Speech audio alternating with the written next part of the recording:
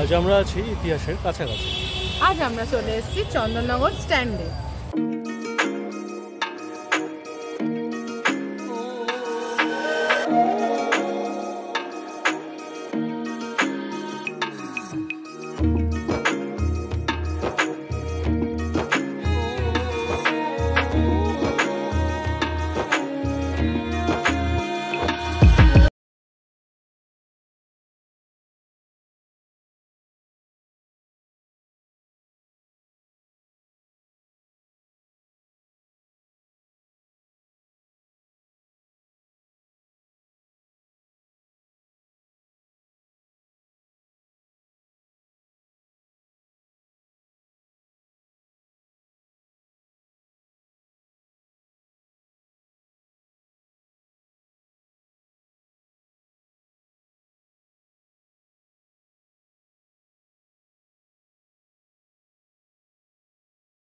আমরা আমাদের আজকের জার্নি এয়ারপোর্ট থেকে স্টার্ট করি। আমরা বেলঘরিয়া এক্সপ্রেসওয়ে কানেক্ট করি এয়ারপোর্ট থেকে এবং দক্ষিণেশ্বর বালি ব্রিজ ক্রস করে আমরা জিটি রোডে উঠি এবং এই জিটি রোড দিয়ে আমরা চন্দননগরের দিকে এগোই। আপনারা যারা বাই রোড চন্দননগর আসতে চান তারা কিন্তু হাওড়া কিংবা বালি এই দুটি জায়গা থেকেই জিটি রোড কানেক্ট করতে পারেন, অথবা ডানকুনি হয়ে ওল্ড দিল্লি রোড ধরেও কিন্তু আপনারা চন্দননগরের দিকে আসতে পারেন। আর আপনারা যদি ট্রেনে করে চন্দননগর আসতে চান তাহলে হাওড়া থেকে বর্ধমান মেন লাইনে যে কোনো ট্রেন ধরেই কিন্তু আপনারা চন্দননগর আসতে পারেন। চন্দননগর স্টেশন থেকে কিন্তু আপনারা স্ট্যান্ডের জন্য টোটো পেয়ে যাবেন।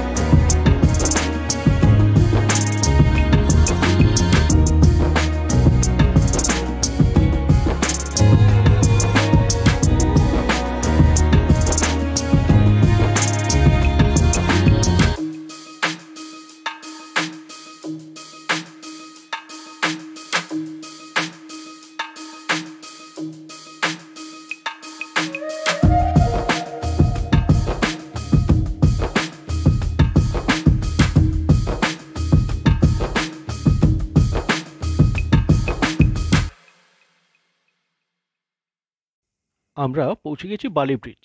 এই বালি ব্রিজ ক্রস করার পর আপনারা যদি একদম সোজা চলে যান তাহলে আপনারা চলে যাবেন ডানকুনির দিকে। আর বালি ব্রিজ ক্রস করার পরেই আপনার লেফট হ্যান্ড সাইডে ফার্স্ট যে কাটটা আসবে সেই কাটটা ধরে কিন্তু আপনাদের জিটি রোডে উঠতে হবে। আমরা যাওয়ার সময় এই জিটি রোডই অ্যাভেল করি এবং উত্তরপাড়া, রিষড়া, শ্রীরামপুর হয়ে সোজা চন্দননগরের দিকে এগিয়ে যাই। যারা বাই রোড যাবেন এই জিটি রোড অ্যাভেল করলে কিন্তু আপনাদের যথেষ্ট ট্রাফিক ফেস করতে হবে এবং সময়ও কিন্তু বেশ অনেকটাই লাগবে। তবে হ্যাঁ, বেশ কিছুটা রাস্তা আপনারা কিন্তু গঙ্গার পাশ দিয়ে যেতে পারবেন এবং যাওয়ার পথেই মাহেশের রথে দেখা পেয়ে যাবেন। আপনারা ভিডিওটি শেষ অবধি দেখতে থাকুন, আশা রাখছি আপনাদের ভালোই লাগবে।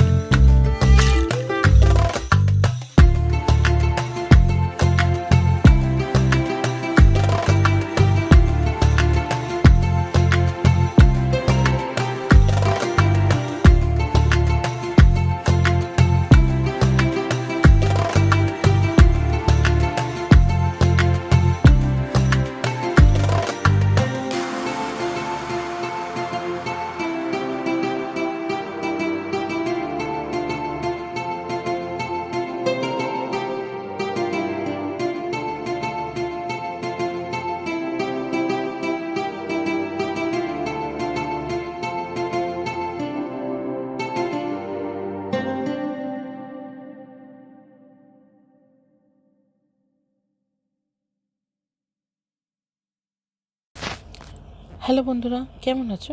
আশা করছি সবাই খুব ভালো আছে, আমরাও ভালো আছি। আর আজকে আমরা বেরিয়ে গেছি ইতিহাসকে খুঁজতে। আরে না না, এমন কিছুই না, আমাদের কলকাতার কাছাকাছি গেছি। কলকাতার কাছাকাছি চন্দননগর, কি কেমন চমক! ইতিহাস আছে না চন্দননগর ঘুরে। তাই সেই ইতিহাসকে জানতে আর ইতিহাসকে আরেকটু উপভোগ করতে আজকে আমরা বেরিয়ে পড়লাম চন্দননগরের উদ্দেশ্যে। আর চন্দননগর বিখ্যাত কেন সেটা তো আমরা সবাই জানি, মা জগদ্ধাত্রীর জন্য। মা দুর্গা পুজোর ঠিক 1 মাস পরই হয় মা জগদ্ধাত্রী পুজো, আর সেই সময় চন্দননগর আলোকসজ্জায় সজ্জিত হয়। সেটাও একটা চন্দননগরের আলাদা জিনিস। হ্যাঁ, আর এছাড়া কিন্তু চন্দননগরে আরও অনেক ইতিহাস আছে, তার মধ্যে ছোট্ট একটা ইতিহাস তোমাদের সাথে শেয়ার করছি। 1673 সালে কিন্তু চন্দননগর ফরাসি উপনিবেশ হিসেবে প্রতিষ্ঠিত হয়েছিল। আর তখনকার বাংলার নবাব ছিলেন ইব্রাহিম খান। তার কাছ থেকে হুগলি নদীর তীরে একটি বাণিজ্য ঘাঁটি স্থাপনের জন্য অনুমতি চেয়েছিল ফরাসিরা। আর তারপরে 1688 সালে পাকাপাকিভাবে ফরাসিরা ওখানে বসবাস শুরু করে। তাই ওখানে গেলে কিন্তু ফরাসিদের অনেক কিছু ইতিহাস লুকিয়ে আছে, সেটা আমরা জানতেই পারবো বা দেখতেই পারবো। আজকে আমরা মূলত গেছি চন্দননগরের স্ট্যান্ডে। হ্যাঁ, ঠিক গঙ্গার পাড়ি। এটা এত সুন্দর একটা জায়গা, আমার তো গিয়ে মনে হচ্ছিল আমি মিনি প্রিন্সেপ ঘাটে চলে এসেছি, সত্যি বলছি, এত সুন্দর। আর তার পাশেই আছে চার্চ। এই এত সুন্দর একটা পরিবেশ এখানকার, একদিকে গঙ্গা একদিকে চার্চ, মানে অদ্ভুত লেগেছে। আর আমরা পেরেছি ততটাই তুলেছি, চেষ্টা করেছি তোমাদের সঙ্গে সেই জিনিসটা শেয়ার করার, যে আশেপাশে প্রচুর খাবারের দোকান, সেই মনোরম পরিবেশ, খুব খুব ভালো লেগেছে। আশা করছি তোমাদেরও ভীষণ ভালো লাগবে। তাই পুরোটা দেখো আমাদের ভিডিওটা। আর কারোর যদি এটা দেখে মনে হয় যে চন্দননগর স্ট্যান্ড থেকে একবার ঘুরে আসি, চট করে ঘুরে আসতে পারো। আর কারা কারা যেতে চাও আমাদের কিন্তু কমেন্ট বক্সে জানিও। আর যারা যারা গেছো তাদের কেমন লেগেছে সেটাও আমাদের সাথে শেয়ার করো। টাটা।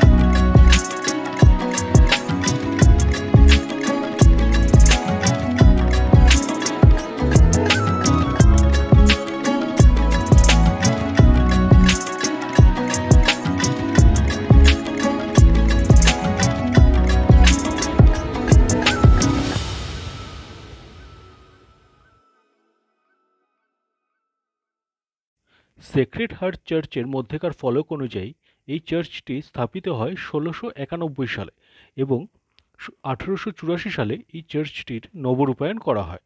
উইকিপিডিয়া অনুযায়ী 1884 সালের 27শে জানুয়ারি পল গোথেলস, তৎকালীন কলকাতার আর্চবিশপ, এই চার্চটির উদ্বোধন করেন। নবরূপায়ণের জন্য চার্চটির কনস্ট্রাকশন স্টার্ট হয়েছিল 1875 সালে।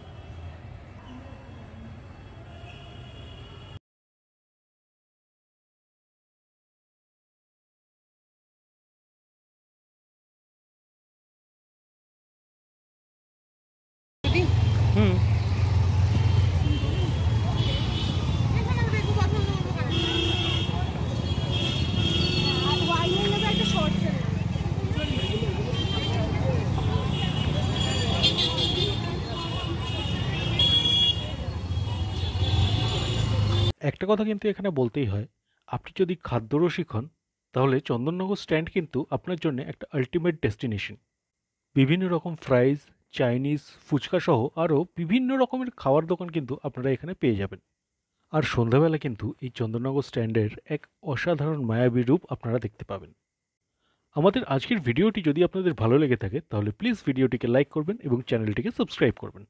আর আমাদের জন্য যদি কোনো রকম উপদেশ থাকে তাহলে প্লিজ কমেন্ট বক্সে সেটা মেনশন করবেন।